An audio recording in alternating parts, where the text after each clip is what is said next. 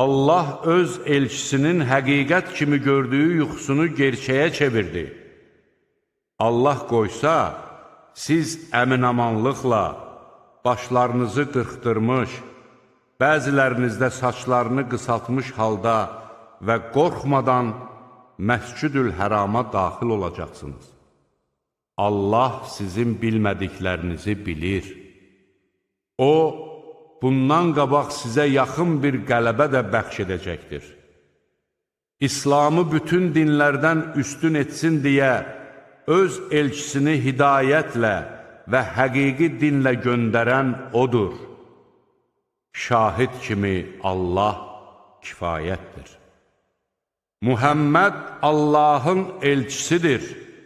Onunla birlikdə olanlar kafirlərə qarşı sərt, öz aralarında isə mərhəmətlidirlər. Sən onları rükû edən, səcdiyə qapanan, Allahdan lütf və razılıq diləyən görərsən, əlamətləri isə üzlərində olan səcdə izidir. Bu, onların Tövratdakı vəsfidir.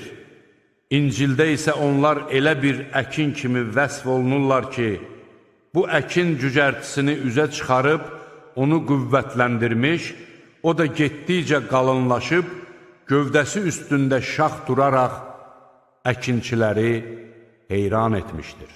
Allah möminlərin sayını artırır, özlərini də qüvvətləndirir ki, kafirləri qəzəbləndirsin.